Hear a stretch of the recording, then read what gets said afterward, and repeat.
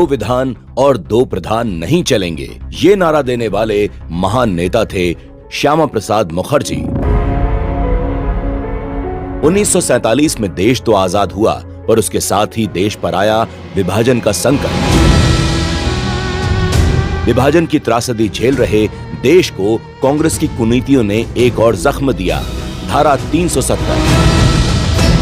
कहने को तो इस अनुच्छेद के तहत कश्मीर को एक विशेष दर्जा दिया गया, पर असल में यह अनुच्छेद वो जहर था जिसे भारत की एकता और संप्रभुता को धीरे धीरे नष्ट करने के इरादे से कश्मीर में बोया गया था।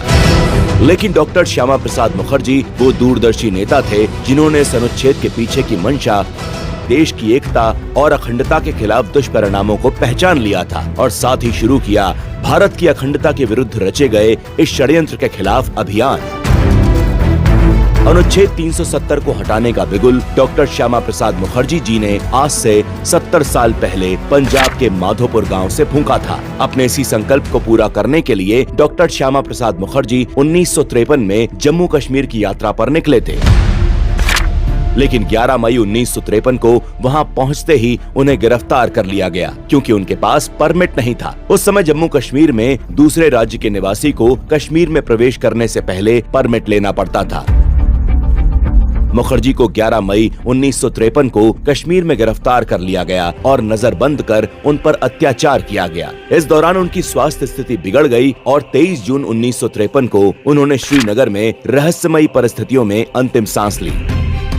श्यामा प्रसाद जी ने अपने जीवन का बलिदान देकर देश की एकता और अखंडता के लिए जो संघर्ष किया, उसकी सच्ची श्रद्धांजलि यही हो सकती थी कि जिस अनुच्छेद को हटाने का प्रण लेकर उन्होंने अपने प्राण गंवाए, कश्मीर से उस धारा का खात्मा हो। और ये श्रद्धा सुमन अर्पित किए हमारे प्रधानमंत्री नरेंद्र मोदी जी ने।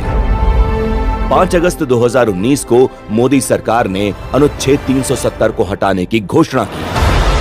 जिस महान आत्मा ने देश की अखंडता के सामने अपने प्राणों की कुछ महत्ता नहीं समझी, भारत के अभिन्न अंग कश्मीर को वापस मुख्य धारा में लाने के लिए संघर्ष किया, उनकी सच्ची श्रद्धांजलि यही हो सकती है कि आज कश्मीर धारा 370 की बेड़ियों से मुक्त होकर विकास और शांति के पथ पर समस्त भारत के साथ कंधे से कंधा मिलाकर चल रहा है। आज के दिन हम देश की अखंडता और संप्रभुता पर अपने प्राण न्यौछावर करने वाले डॉक्टर श्यामा प्रसाद मुखर्जी के बलिदान को नमन करते हैं।